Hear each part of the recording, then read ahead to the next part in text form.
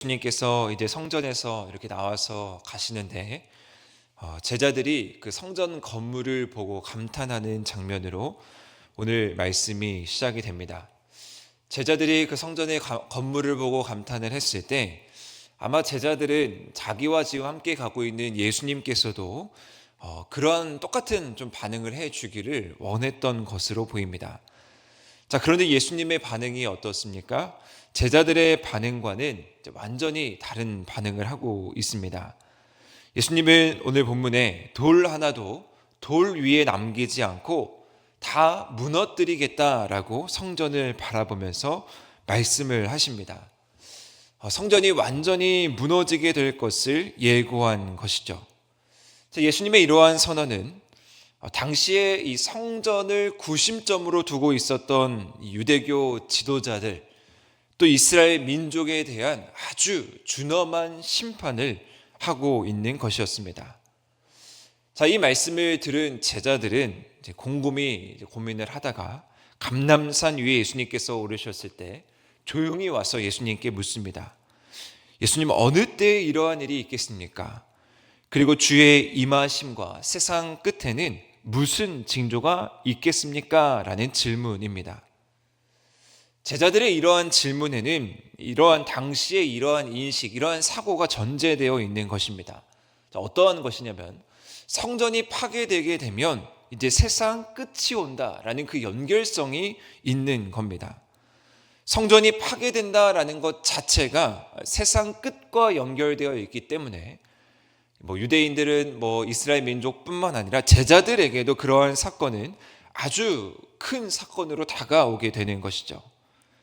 자, 이런 이해 속에서 예수님의 이제 앞으로 펼쳐지는 답변은요, 그들이 가지고 있는 현실을 이제 직시하고 이해하는 답변이기도 하고, 또 한편으로는 그들이 가지고 있는 잘못된 생각을 지적해 주고 있는 답변이기도 합니다.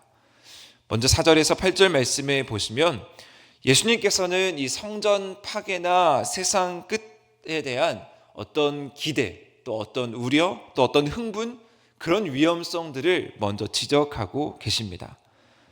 왜냐하면 그러한 흥분, 기대를 자아내는 요소들로서 많은 이 거짓 선지자들, 거짓 그리스도인들의 출현을 경고하고 있는데 6절 말씀에 뭐라고 기록하고 있냐면 거짓 선지자들이 나타날 것이다, 거짓 그리스도인들이 출현할 것이다 라고 말씀하면서 6절에 아직 끝이 아니니라 라고 분명하게 말씀하고 있습니다. 자, 그렇다면 과연 이 끝은 어떤 것과 관련이 있겠습니까? 이제 세상 끝이라고 볼 수도 있겠지만 이 마태복음과 같은 이제 평행 본문인 이 마가복음, 누가복음을 보게 되시면 이 끝은 이제 성전 파괴를 의미하는 것으로 봐도 이제 자연스럽게 해석이 됩니다. 실제로 이 말씀을 보시면 이러한 일들이 이제 성전 파괴가 주 70년경에 나타나게 됐는데 이러한 일들의 이제 구체적인 현상들이 역사적으로 이 70년경 사이에 계속해서 반복적으로 일어나고 있습니다. 주 66년에 역사적으로 유대 전쟁이 발발하기 전에 이제 수년에 걸쳐서 이제 대중적인 관심과 환호를 받으면서 자칭 내가 그리스도라라고 칭하는 수많은 그 거짓 그리스도인들이 출현하기 시작했고요.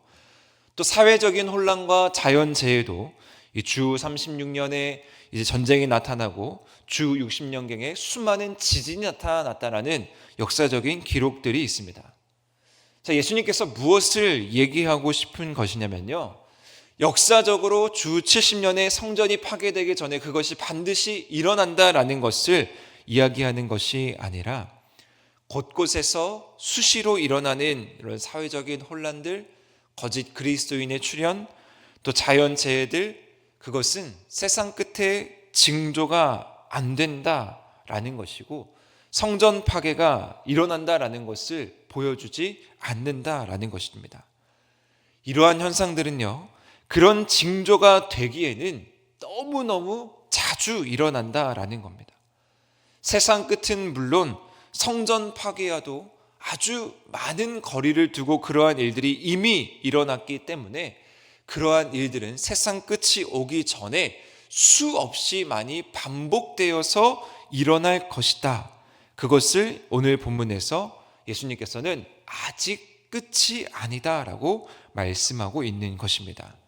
자, 이러한 말씀의 근거를 우리는 8절 말씀에서 한 번 더 찾아볼 수 있습니다. 8절 말씀에 보시면 이 모든 것은 재난의 시작이다라고 말씀합니다. 원문 헬라어 번역에 보시면 이 재난의 시작을 뭐라고 번역하고 있냐면 산통의 시작이다라는 뜻을 가지고 있습니다.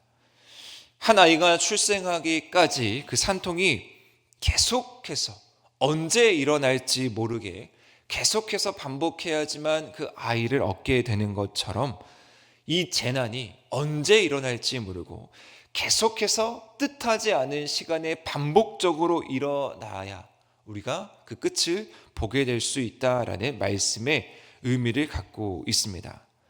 자, 그러면서 이 산통의 시간, 이 힘든 고통의 시간 가운데 제자들이 겪게 될 이제 미움과 핍박에 대해서 말씀을 하고 있는데, 예수님께서는 세상 끝을 원하고 세상 끝을 바라고 세상 끝을 이야기하는 것보다 어쩌면 그 끝을 기다리는 제자들의 태도, 그러니까 오늘 9절에서부터 14절에 나오는 이 말씀을 더 강조해서 전하고자 했던 것 같습니다. 9절 말씀해 보시면 그때에 라고 말씀이 시작을 하죠. 재난의 시작, 산통의 시작의 때입니다. 사람들이 어떠한 일을 이제 그때 벌이게 되냐면 너희를 환난에 넘겨주고 너희를 죽이는 일이 발생을 한다. 그리고 너희가 내 이름 때문에 모든 민족에게 미움을 받게 되고 서로가 실족하고 서로가 미워하고 미혹하는 일, 그리고 사랑이 식어지는 일이 발생하게 된다라고 예수님은 말씀하십니다. 너무나 큰 핍박과 너무나 큰 환난 속에서 서로가 서로를 신뢰하지 못하고 무너지는 일이 발생할 수 있다라는 것입니다. 앞서 예수님께서는 수차례 예수님께서 제자들에게 핍박을 당할 것이다, 미움을 당할 것이다 라고 말씀하셨는데, 그러한 이야기들이 더욱더 구체화되어서 오늘 이제 십자가를 져야 하는 그 순간 앞에 예수님께서는 강조하면서 말씀을 하고 계신 것이죠. 이 고난이 세상의 끝을 알려주는 어떤 특별한 징조가 아닙니다. 이 고난은 세상의 끝을 향해 걸어가야 하는 제자들이 반복적으로 겪어야 하는 상황이다라는 것을 예수님은 말씀해 주고 있는 것이죠.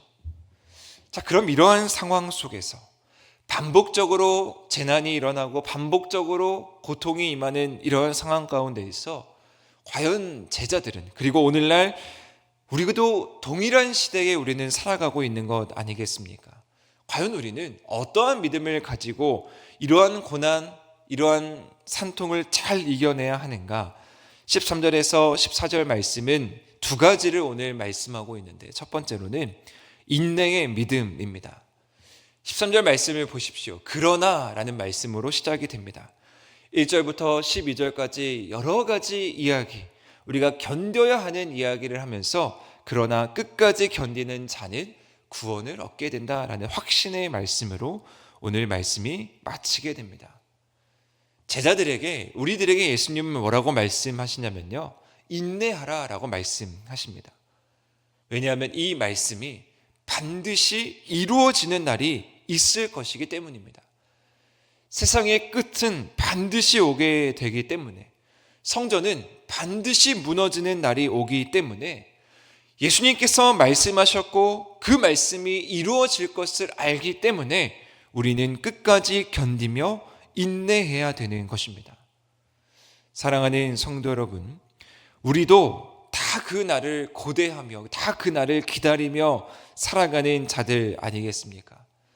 따라서 우리는 이 세상을 의지하거나 이 세상에 휩싸여서 우리가 견디지 못하고 흘러가는 것이 아니라 인내하면서 끝까지 견뎌야만 우리에게 구원이 주어진다라는 이 말씀을 우리는 더 강하게 붙잡아야 합니다. 비록 이 세상의 삶이 고되고 수많은 공격이 우리를 따라오더라도 예수님은 우리에게 먼저 뭐라고 말씀하시냐면요, 인내하라라고 말씀하십니다. 그리고 두 번째, 우리가 인내하면서 해야 할 일이 있는데 두 번째는 복음의 능력을 믿는 믿음이 우리 가운데 있어야 됩니다. 14절 말씀에 복음이 모든 민족에게 전파되면 그제야 끝이 온다라고 말씀하십니다. 보편적인 이 복음의 능력이 온 세상에 미칠 수 있도록 우리가 최선을 다해서 복음을 전하면, 그 복음의 능력을 믿으면 비로소 이 세상 가운데 끝이 온다라는 것이죠. 핍박, 공격, 복음을 전해야 하는 그런 상황 가운데서 우리에게 놓여진 것은 이러한 핍박과 공격이 찾아오는 상황입니다. 죽음이 있고 미움이 있고 사랑이 식고 실족하는 이 최악의 상황 속에서도 우리는 여기서 좌절하고 주저하는 것이 아니라 우리가 해야 할 일은 복음을 전해야 하는 일이죠. 왜냐하면 우리가 복음을 전할 때 반드시 그 가운데에는 복음의 능력이 있기 때문이고, 오늘 예수님께서 모든 민족에게 복음을 전할 때 비로소 예수님께서 말씀하시는 끝을 우리가 볼 수 있기 때문입니다. 우리는 부활하신 예수 그리스도의 복음의 능력을 믿는 자들입니다. 따라서 오늘 예수님께서 하셨던 이 말씀을 붙들고 우리가 세상의 끝을 향해서 나아갈 때, 우리가 복음을 붙잡고 이 세상 가운데 나아갈 때 주님의 놀라운 은혜 가운데 거할 수 있는 우리 모든 성도님들 되시기를 축복합니다. 자, 그런데요, 한 가지 주목해서 볼 말씀이 있습니다. 이 고난은 그냥 일어나는 고난이 아닙니다. 우리가 세상 끝을 향해서 달려갈 때 우리가 핍박을 당하고 우리가 미움을 당하는 이러한 일들은 그냥 일어나는 일이 아니라 어떻게 일어나는 일이냐면요, 예수 그리스도의 이름 때문에 일어나는 일이다라는 것을 우리는 분명하게 기억해야 됩니다. 우리가 얻는 고난은 우리가 세상을 향해서 나아갈 때, 우리가 이 세상 가운데 살아갈 때 찾아오는 핍박과 여러 가지 고난은 그냥 우리 때문에 나타나는 것이 아니라 예수 그리스도의 이름 때문에 나타난다라고 예수님은 분명하게 오늘 말씀에서 이야기하십니다. 자, 왜 이 사실이 중요하냐면요, 예수 그리스도의 이름 때문에 우리가 고난을 얻게 되면 그 고난 속에서는 반드시 예수 그리스도의 이름의 능력이 함께 한다라는 것을 우리는 기억해야 됩니다.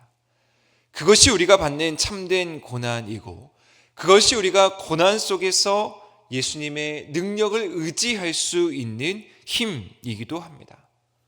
오늘 우리는 끝을 기다리는, 즉 종말을 기다리며 살아가는 사람들, 우리는 그리스도인들입니다. 예수님께서도 수없이 많은 종말에 대한 말씀을 하셨습니다.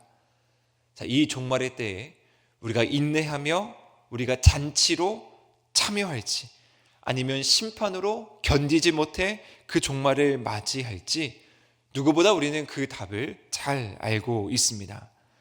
사랑하는 한우리 성도 여러분, 부디 천국 잔치의 귀한 초대장이 우리에게 가장 먼저 주어지는 삶, 그 초대장이 우리 가운데 찾아왔을 때 기쁨으로 그 잔치에 참여하는 삶을 살아가시고, 또한 이 기쁨의 초대장을 우리가 복음을 들고 세상 가운데 나아갈 때 세상 끝을 향해 복음을 전할 수 있는 우리 하늘의 모든 성도님들 되시기를 주님의 이름으로 간절히 축원드립니다.